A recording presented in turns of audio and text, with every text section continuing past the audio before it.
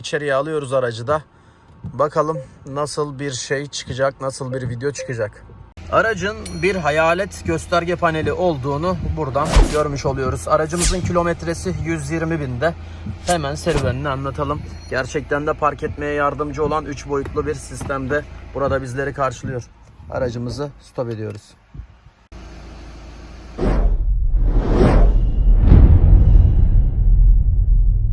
Evet, selamünaleyküm arkadaşlar. Kanalımıza hoş geldiniz. Öncelikle bugün bir başka X5 aracı yolladıktan sonra Volvo S90 aracımızı akşam içeriye aldık. Birkaç işlemi var. Ön tarafta söyleyeceğim. Bu arabada araç 2017 civarında bir modele sahip. D4 S90 Volvo. Aracın ön tarafına geçtiğimizde heybetli ve yakışıklı bir tasarım var.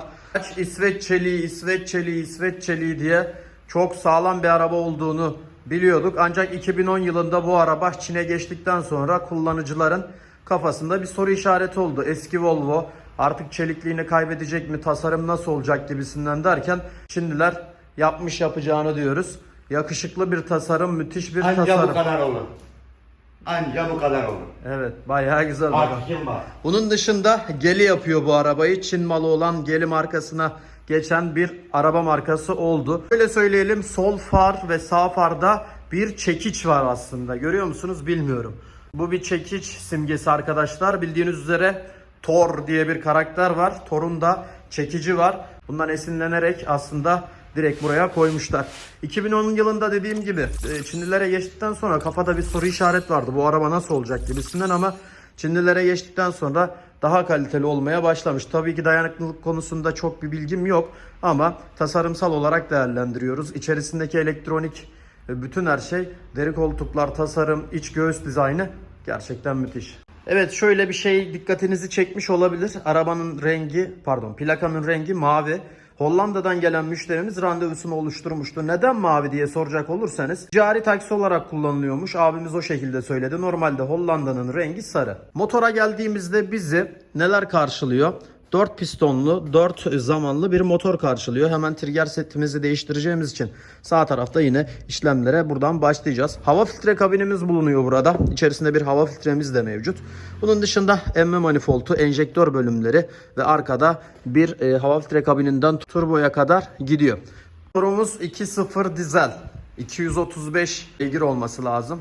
2.0 dizel motora sahip Volvo S90 235 beygire kadar çıkabiliyor. Sınırları zorladığında fabrika 250 beygire kadar test sonuçları almış. Bunun dışında söyleyeceğimiz araba 0-100 kilometre aralığını 7 saniyede tamamlıyor. Bayağı da iyi bir skor arkadaşlar bu arabalara göre. Bu arabaların çift turboya sahip olduğunu söyleyelim. Küçük turbo ve büyük turbo olmak üzere 2 tane turbo var.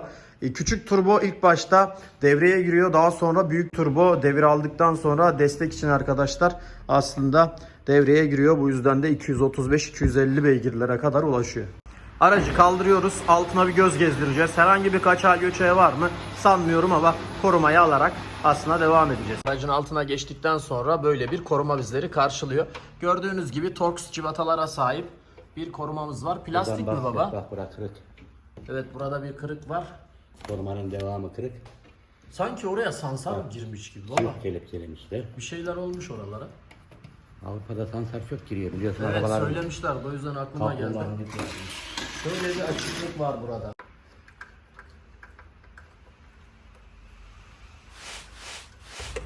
Evet, teker teker cıvataları sökeceğiz. Bakacağız. Bizleri ne karşılayacak, ne bekleyeceğiz, ne göreceğiz hep beraber.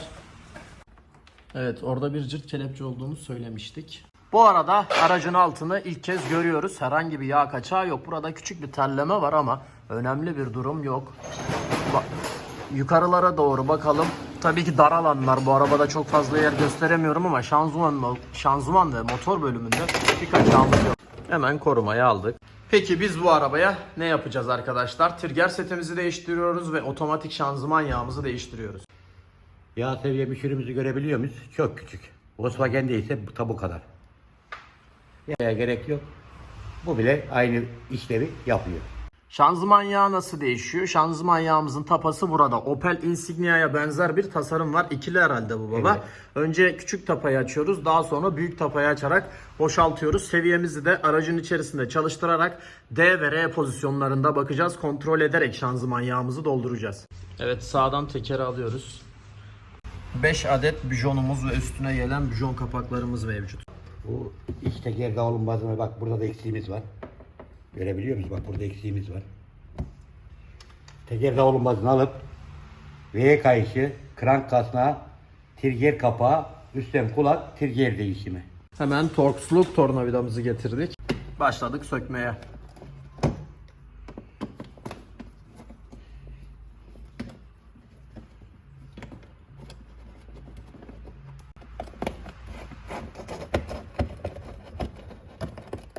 Evet, alt taraftaki de kırık. Burada yok.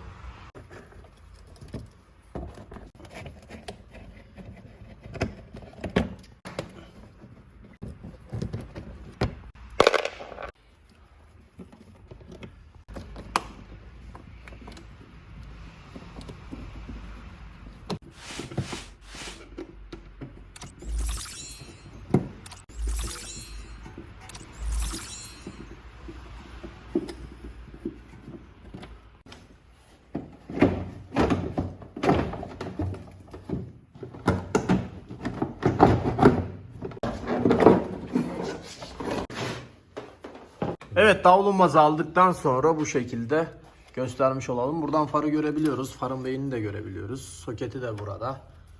Şaseyi görüyoruz komple. Burada da bir. Sol tarafta ise bir Webasto'muz var. Webasto nedir? Araç motorundan bağımsız olarak çalışan yakıtla beraber ısıtmayı sağlayan bir sistem arkadaşlar. Şöyle göstermiş olalım Webasto'muzu. Webasto yıllar evvele dayanacak olursa susuz araçlar, Magurus minibüsler Webasto kaloriferiyle sınırdı. Yakıt mazottan alır, depodan mazot alır, yakar ve içeriye sıcak hava verir. Webasto demek sıcak demek. Yani motordan bağımsız çalışıyor. Motorla alakası yok. Şurada bile çalışır Webasto'yu yakıtla beraber elektrik üreten jeneratör gibi çalışır ve sıcak verir.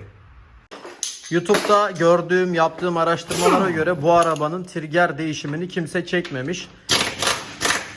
O yüzden biz de gösterelim. Türkiye'de de bir ilk olsun bu video diyelim. Hem de dikkat edilmesi gereken noktalar varsa bunlara değineceğiz. Sol taraftan motor kulağını alıyoruz. Daha sonra hemen ön tarafında bulunan 2 tane 15'lik civatayı söküyoruz. Bir tane olan civatayı söküyoruz. Önce üstteki motor kulağını alacağız. Zaten lastik olduğundan anlayabiliriz. Herhangi bir problem görünmüyor arkadaşlar.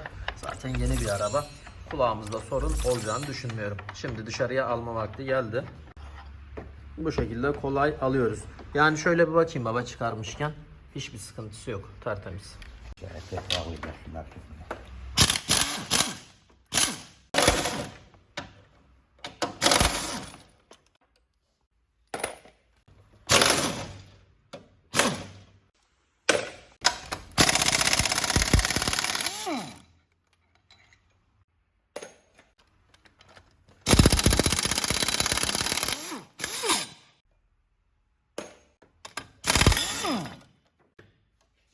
Evet, bağlantı ayağımızı da aldık.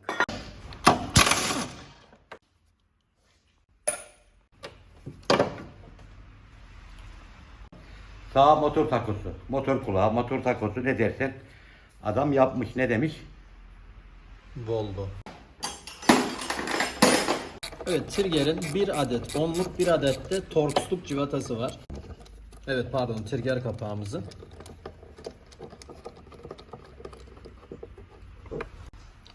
Burçlu bir civata bak. Bura burç tarzında. Hemen Torx'luk civatayı gevşetiyoruz.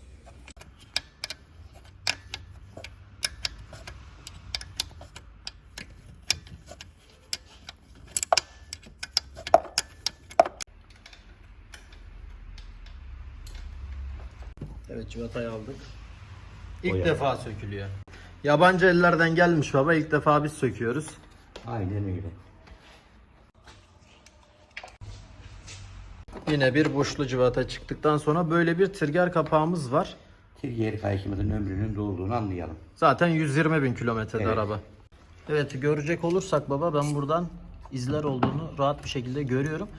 Volvo'ymuş. Volvo. Mavi yazılı olduğu için Dayko sandım.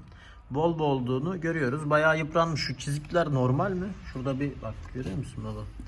İzler yapmaya başlamış. Şimdi bunun trigger setinin değişiminde de ayar çok önemli aslında. Buna da değineceğiz arkadaşlar. Çıkardığımızda teker teker göstereceğiz. Sente ayarı çok önemli. Senteyi de elimden geldiğince çekmeye çalışacağım. Şimdi baba, bu nedir? Teker teker bir tanımlayalım buradaki rulmanları. Eksantrik bilimize hareket veren eksantrik dişlisi. Artı bunun içinde eksantrik, bak o buradan giriyor. Eksantrik okuyucumuz var iç kısmında, mıknatıslı. Evet. Algılıyor ve devreyi tamamlıyor. Eksantrik dişlisinden geçtikten sonra avare gerger rulmanı, sabit bir rulman. Mazot yakıt pompamız. Sabit yine avare rulman. Su pompası. Trigger kayış gerger rulmanı. Krank kasnağı, krank dişlisi. Sonra bitiyor. Evet, bunun sentezinin zamanlamasını yapıyorsun. Kayış tak, gergisini kur. Gergisini kurarken bak bu ne diyor, buradaki ok işaretimize gel. Ne zaman bahsettiğimizi. Evet, buradan. Bak bu burayı, şu boşluğu dolduracak. Ok ortayı görecek. Şimdi aynayı tutuyorsun usta. Mazot pompa dişlisini görüyoruz burada. Evet. Buna bir pim sokmamız gerekiyor. Evet, Şu an sentede değil arabamız. Bir diş geride şu Evet, an. bir diş geride. Ayarlarken bunu göstereceğiz. Şu gördüğünüz nokta, çıkıntılı nokta arkadaşlar. Bu yani. Yuvarlığa, pimle oturacak. Bu şekilde senteye mazot pompa dişlisini alacağız. Bu ayarımızı almazsak ne olur? Aracı marşa basarız. Ya aptal çalışır, yok ya da çok şakırtılı çalışır. Ama aşırı kaçak olursa hiç çalışmaz. Peki zarar verir mi bir yere? Zarar vermez. Yakıt enjektör açma zamanını bulamaz aracı. O yüzden arabada çalışmıyor. Evet. Evet, aynadan takibimizi yapalım. Pim deliğimizin yerini getirmeye çalışıyoruz şu anda. Şu an babam trigger'i döndürüyor. Ben de buradan aynadan kontrolünü sağlayacağım. Nerede? Evet, burada. Ters baba, ters gideceksin.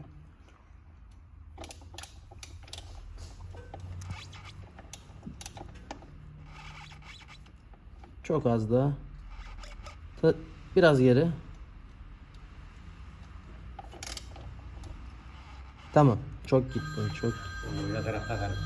Evet, pimimizi taktıktan sonra mazot pompasının dişlisinin ayarı şu an için tamam. Evet, egzantrik bölümünün şöyle işareti var. Trigger kapağında bir çıkıntı var, görüyorsunuz. Hemen burada da arkadaşlar şöyle dişlinin alt kısmı buradaki işaretle eşit olması gerekiyor. Bakınız, şu an eşit konumda. Tekrar arabayı kaldırdık. Krank kasnağımızı söküyoruz. Barkod burada.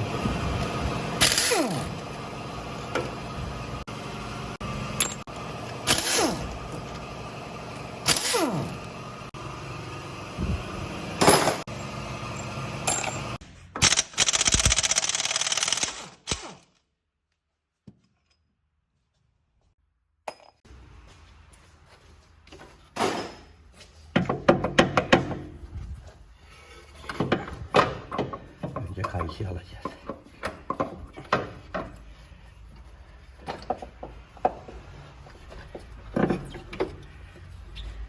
Çok dar alanlar buralar.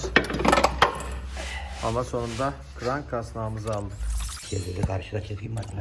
Evet, bir dakika.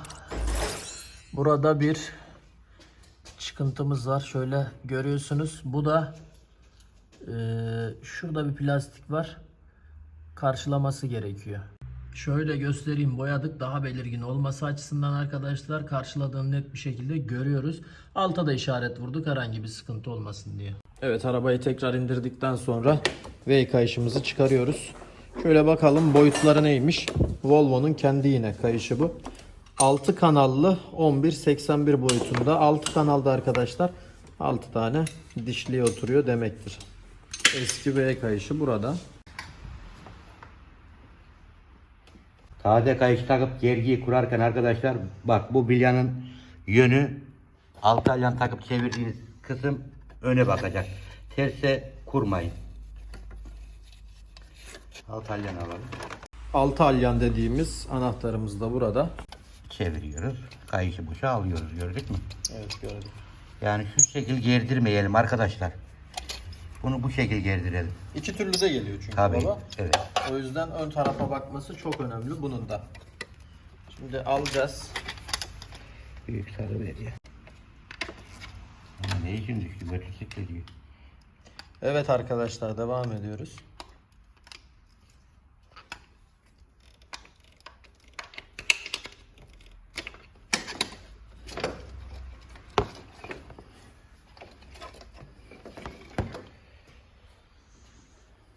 Trigger kayışımız. Ayşemizin artık dişlerin parladığını görebiliyor muyuz? Işıl ışıl. İz yapmış, artık kopma zamanı yaklaşıyor. Yaklaşıyor. Ha, kopar mıydı? Kopmaz. Kopar mı baba? Hemen gösteriyorum. Sana bir cevap vereceğim.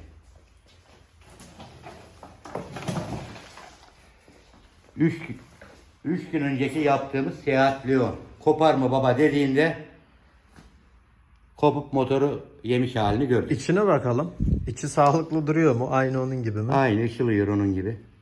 Evet, bu daha kötü ama bu da zamanla tabii ki gidecekti. Ömrü 120 bin. Kopardı. En baba kaç giderdi bu? Kilometre bazlı olarak. 120 binden sonra araç yığdırma, sert badanaş kalkma, ani kalkışlar kayışı koparmaya neden. Ama 120, 140, 130 gider mi? 140, 150 gider mi? Gider.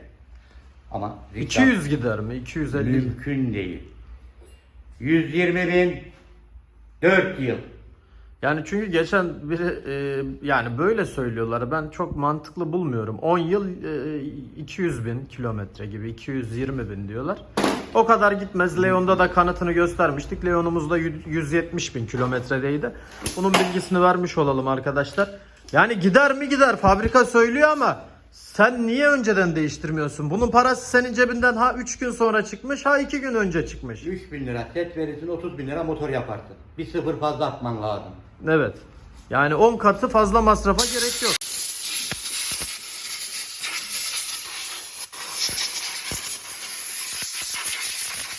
Evet, burayı bu şekilde kayış çıktıktan sonra çekmemiştik. Burada ne yaptık? Egzantriğimizi şu altında fabrikanın çizgisiyle üstteki çizgiye denk getirdik. Mazot pompamız nerede? Dişlisi görüyorsunuz, pimle kilitledik arkadaşlar. Bu arabada her şeyi herhalde kendi üretmiş. Bakın her parçada Volvo yazıyor. Normalde bazı araçlarda bu şekilde yazmaz. Gates yazar, başka bir şey yazar. Alttan da krangı göstermiştik. Onun da işaretini yine sizlere paylaşmıştım. Bu aracın bir de otomatik şanzıman yağ değişimi var. Çok önemlidir. Otomatik şanzımanlarda yağ değiştirmiyorlar. Değişmezseniz şanzıman yemeye kadar iş gidiyor.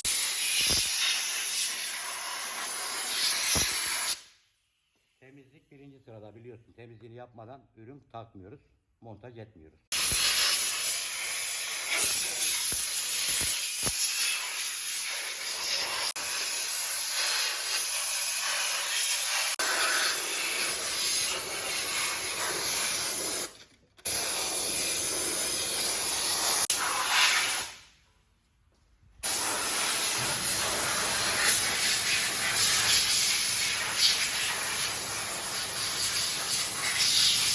Aracımızın trigger setini, değişimini tamamladık.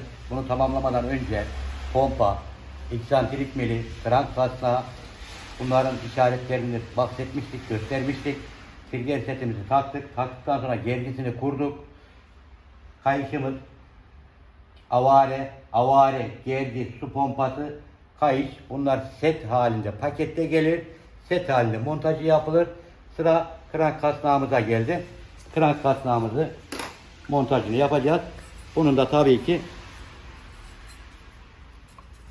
bir balansı var. Bak, dışı oynarken içi oynamaz bunun. Evet, görünüyor zaten. Bu çok önemli. Bunu deliklerine dikkat edelim.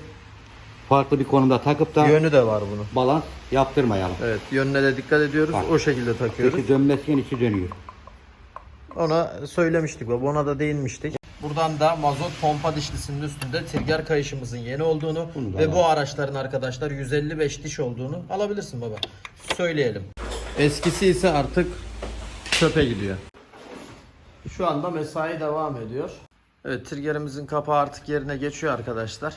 İçini de temizledik, dışını da bezle sildik. V kayışımızı taktık ve yeniledik. Tabii V kayışı krank kasnağından hareket alıyor. Gergi rulmanı var, klima var, şarj dinamosu var. Bunları dolanıyor, geçiyor. Trigger'in kapağını teker teker sıkmaya koyulduk tekrar.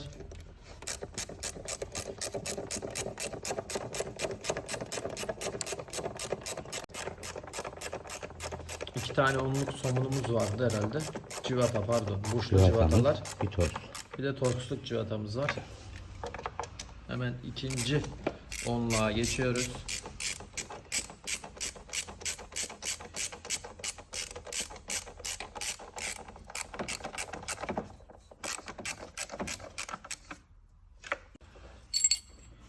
Motor taşıyıcı, motor takosu.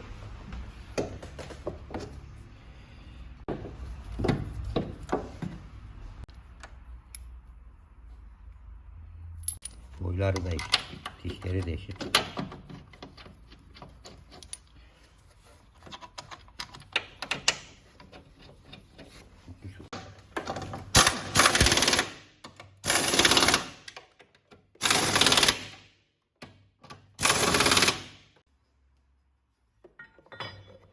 Taşıyıcı ayağımıza geldi sıra. Alttaki motor takozunu taktıktan sonra üstteki taşıyıcı ayağa geçtik.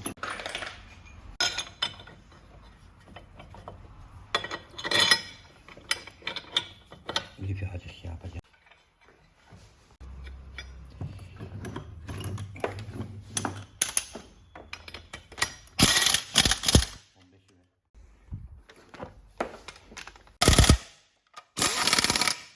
Ortalı bir şekilde çıkalım. Gideceğim.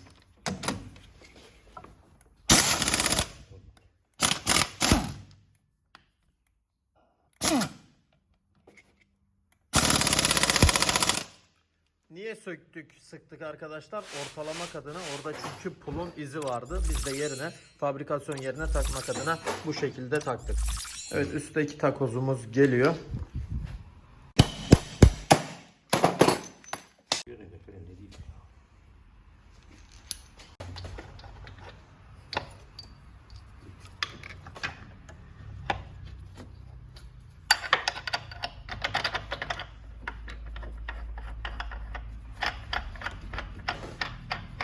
Üç tane de burada cıvatamız vardı.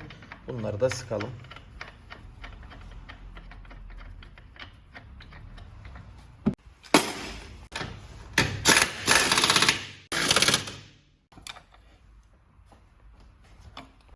Bu ağırlıktır oğlum. Kulağımızın sarsıntısını alması için. Bir tane de 8'lik cıvata tutuyor. Tabii bunu tutmak için taşıcı Volvo'su da üstünde yazıyor tabii ki her zamanki olduğu gibi. Biraz yine üste getirelim. Göze güzel hitap etsin. Evet, elimizden geldiğince %60'lık işi bitti. Şanzıman yağımız kaldı baba. Sabah. Ama sabah yapacağız büyük ihtimalle. Ona yetişemeyeceğim ben. Bugün bir X5 gönderdik. Evet. X5 bayağı uğraştırdı. Dortmund'dan gelmişti. Evet, Almanya Dortmund'dan geldi. Dortmund'dan. O arabaya neler yaptık istersen kısaca bahsedelim. O araca partikül filtremizi temizledik. 6 adet enjektör, 6 adet ısıtma bujisi, turbo revizyonu, partikül demiştim. 4 tane teker, diks, balata değişimi, sıvı bakımları, Isıtma bujisi, enjektör, turbo, genel ağır bakımlar, partikül. Bunların hepsini artı bilgisayardan rejenerasyon da yapmıştık. ki. Daha sonra geldik Volvo'ya. Evet, onu gönderdik. Volvo'yu aldık. Akşam yemeğini yedik. Geldik. Trigger değişimini yaptık. Evet. Onu izleyecek arkadaşlarımız. Sabahleyin temizliğimiz var. Şanzıman yağ değişimi var. Tabii sen sabah öğrenci olduğun için sabah o işler bana Hastayım kalıyor. baba, görmüyor musun? Sen Hep yalan hep. öğrenci olduğun için şanzıman yağı bana kaldı. Evet, o önemli değil. Onu da olmadı yetişirsem çekeriz. Evet. Şimdi X5'i bitirdik. Onun videosu yayınlanacak. Daha sonra bu Volvo'yu yayınlarız büyük ihtimalle. Evet. Peki bu araba veya Volvo hakkında ne düşünüyorsun? Volvo Çin'e geçtikten sonra sence bir değişikliğe uğramış mı? Kalitesinden hiçbir zaman ödün vermeyen bir kalite. Evet, kaliteli bir araba. Evet. Bu ticari taksi, mavi Plakası, plak olduğunu evet. söylemiştim. Bu araba 0-100'ü 7 saniyede yapıyor.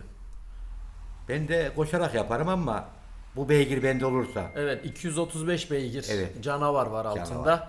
2 dizel bir araba arkadaşlar. Güzel bir araba mı? Güzel bir araba. Harika bir araba. Güzeli geç, harika. İçi- Arabanın iç dizaynına içine oturduğun an zaten nereye geldim diyorsun ya. İçi çok güzel Evet. ya. Valla Çin değil ne olursa olsun yapmış arabayı. Geli üretiyor. Artık Geli üretiyor ama Geli biliyorsun ülkemizde çok fazla tutmadı. Geli M Grand'lar var. Evet. EC7 gibi bir arabalar var ama O yaşlarda da yani M Grand'ı kimse tavsiye etmedi ama Corolla'ya yakın bir araba. Parçaları ortak. Yani Corolla'ya gücü yetmeyen M Grand'a biniyordu. Binenler de gayet memnundu. güzeldi ama. Evet. Ha, boş bir arabaydı. Böyle Toyota gibi aslında. Toyota. Hani konfor falan tabii ki düşük seviyede ama mekanik olarak tatmin Toyota. ediciydi. Yani biz kazalısını da yaptık onun. Radyatörü Toyota'dan aldık. Ön takımı Toyota'dan aldık. Amortisörleri Toyota'dan aldık. Zincir grubunu Toyota'dan aldık. Yani geli diyoruz ama ülkemizde yaygın değil ama Çin'de çok yaygın bir araç. Şimdi Volvo bazı modellerinde Ford'la birebir parça üretiyor. Tabii yani ki. birebir aynı araba. Mesela burada sen ne dedin baba? Videoda çıkmadı ama Fiesta'nın klipsi dedim mesela. Evet. O korumanın tutucu klipsinden bahsettin. Evet. Fiesta. Fiesta. Birkaç parça daha bahsettik. Ford'la neredeyse benzer ürünler. Su pompası yakın. Su pompası yakın. Yakın. Ya bunlar da var. Güzel bir araba. Müşterimiz inşallah ağız tadıyla biner. Çalışmış videosunu da sizlere göstereceğim. Kameralar var burada. Bu da hani dışarıdayken baba biliyorsun içeride böyle 3 boyutlu bir şekilde sanki arabanın etrafını çekiyor yani. Çekiyor. Ama nasıl yapıyor? Bu nasıl bir teknoloji usta Yanından ya? geçen aracı görüyorsun. Evet, canlı bir şekilde bizlere gösteriyor. Hayalet ekran 10 numara. Şimdi bu arabanın S90 olduğunu söyleyelim. Bu bazı XC90'larda da aynı motor çıkıyor. XC60'larda da çıkıyor. Bunu da söyleyelim çünkü ama şöyle bir şey var. Bu arabanın dikkat ettiğimiz üzere baba parçalarında mesela şöyle bazı arabalarda Valeo yazar. Delphi yazar. Delphi yazar, Bosch yazar. Magnetli yazar. Ama bu arabada ben gözüme çarpan her soketin üstünde, her hortumda, her kayışta İşte Volvo yazıyor. Yani dışarıda bir üretim yaptırdı ise dahi üstüne Volvo logosunu patentini alıp vurdurmuş. Bu da aslında arabanın da biraz Kaliteli. olduğunu. Oradaki mesela o taşıyıcı ağırlık Evet. bile Bu Volvo'ydu. çoğu araçta olmaz. Mesela kulak var mı? Var. Ve onu geçelim. Kayış kapluları görüyor musun? Her iki kaplu birbirine örmeli gidiyor bak. Evet. Çok sağlıklı bir arabaya. Yani ona diyecek bir şeyimiz yok. Şimdi gelelim trigger setimize. Evet. Trigger setimiz değişti. Trigger seti neden önemli? Neden değiştiriyoruz? Trigger Veya setini- periyodik yağ bakımı gibi mi değişiyor? Bu nasıl? Trigger setinin öncelikle şuna değinelim. S90 olarak sanayide şu an için ürünü yok bunun. Evet. çünkü- Yani biz alacağımız yerlerde araştırmasını yaptık yok. Bunun ürünü birebir Altunzade Volvo'dan alıp geldik. Evet, servis ürünü Servis olduğunun altını ürünü. çizelim. Trigger kayışımızın önemi kranktan aldığı hareketi kam miline. Kam milinde zamanlamayı yapar. Pistonların üst alt ölü noktasının zamanlaması ve emme egzoz zamanlamalarını sentezini ayarlarsın bunları yapar. Sentezini ayarlayamazsan marşa bastın sibopları eğersin motor açmak zorunda kalırsın. Evet. Ve bu kayışımızın ömrü fabrika der ki 8 yıl 200 bin bu arabalara ama değil. Ha fabrikadan iyi mi biliyorsun? Mümkün değil. Ama kopanları görüyoruz burada. Gösterdik de kopanı. Araba 170 binde kayış koparmış. Ya şöyle yorumlarda görüyorum. Arabaya çok asılmışlar. Arabaya işte şöyle yapmışlar. Evet. Etken mi bu? 170'te kopardı diye arabaya ne alakası var baba? Arabayla istediğim gibi basarım ben yani. 200 de basarım. Ama kayış zamanla sertleşiyor. İşte sertleşiyor da kayışın kopmasıyla hızın bir alakası yok onu diyorum. Hızın yani. alakası yok. Ani yığılmada O ayrı. ani Hani kalkışta- arabaya yüksek devirde hızlı gidiyorsun. Kayışı kopan arabamız manuel vitesiydi. Adam badanaca kalkıyor. Ani vites, motor freni vites düşürüyor. Yığılmada koparmış atmış. Evet yani dikkat etmek lazım aslında. Trigger bu şekilde önemli. Eş zamanlı çalışmayı bizlere sağlıyor. Sağlıyor. Bunun dışında mazot pompasında bir pin vardı. Evet. Ayarlı bir mazot pompası. Volkswagen 1, gruplarında 3, da 4, görüyoruz. 2 derken mazot pompamızın seriyle mazotu göndermesi için. Yok şuna değineceğim. Basınç regülatörü diyoruz ya, basıncı vermesi. Opel Insignia 2 dizellerde mesela mazot pompasının bir ayarı çok önemli değil baba. Değil. Yani Renault Trafik'te de hiç önemli değil. Rastgele tak. Ha, mesela Yüksek basınçlı pompa olduğunda önemli değil. Ama sadece basınç regülatörü dediğimizde sentezi önemli. o yüzden ona değinelim. Bazı arabalarda önemliyken bazı arabalarda önemli değil. Bunda önemli mesela. Bunun o pim deliğini biz aynadan göstermeseydik, pimi takmasaydık mümkün değil, çalışmaz. Çalışmaz. Aynı zamanda triggerinde bir sertlik ayarı var. Tabii ki. Gergir ulmanından da bunun ayarlandığını söyleyelim. Orada işareti var. Ok işareti oraya geliyor. O noktada vidayı sıkıyoruz. Evet. Arkadaşlar bu arada siz hangi aracı kullanıyorsunuz? Sebebi nedir? Memnun musunuz? Altlarda yorumlar kısmında paylaşalım bakalım. Çoğunlukla hangi araçlar kullanılıyor diyelim. Eğer bu araba hakkında da yorumunuz, fikriniz varsa yorumlarda belirtin. Ben çok beğendim. Çok güzel bir araba. Sen ne diyorsun diyelim baba? Harika. Tek kelimeyle Senin harika. senin araban Audi ama şimdi fikir değiştirir mi? Değiştirir. Vallahi. İç hacmi, görüntü, iç konfor. Ben buyum diyor ya. Ben buyum. XC90'lar da aynı şekilde güzel. Evet. Fiyat olarak pahalı mı? Pahalı. Ya bir A6 fiyatındadır yani A6'ya Ha binene o kadar. değil o ama yani ülkemizin genel standartları çerçevesinde bu arabayı herkes alamaz. Mümkün değil tabii ki. Biz de alamıyoruz. Biz de Keşke alamıyoruz. biz de alabilsek, binsek ama Ama bu araba ama var. orada da ticari bir taksi olarak Ticari taksi, kullanılıyor. Yani 35 bin 40 bin euro civarında bir Peki fiyatı var. ticaride neden Volvo dedim, yani bakım fiyatı yüksek meblağlara çıkacak bir aracı tercih ettin. Abi diyor, müşteri diyor Mercedes'e el kaldırmıyor diyor. Daha lüks istiyor diyor. Allah Allah. Evet.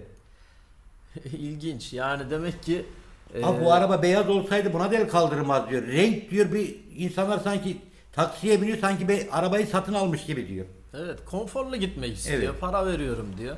Herkes haklı. Biz de otobüse binmeye devam edelim. Aynen. Akşam mesai biter, yarın mesai başlar. Polo'yu içeriye aldıktan sonra Volvo'muzun çalışmış halini de gösterelim. Gördüğünüz gibi gerçekten çok güzel çalışıyor. Volvo'nun dün kalitesinden bahsetmiştik. Sesini de sizlere dinletmek istiyorum.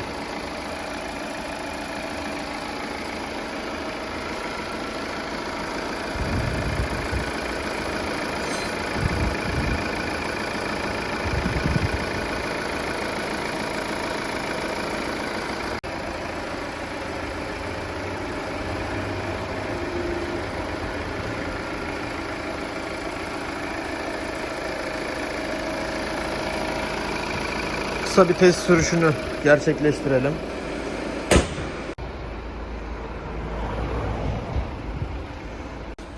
Evet. İçeriye geçtikten sonra emniyet kemerimizi bağlıyoruz. Buradan tekrar kilometre bilgimizi alalım 120 binde. Öncelikle bu aracın yurt dışı plakası olduğu için bizim trafikte bu arabayla gezmemiz yasak. Veya gezebiliyorsak da yanında aracın sahibi olması gerekiyor. Ben de tenha bir noktada sizlere test aşamalarını göstermek için bu videoyu hazırlıyorum.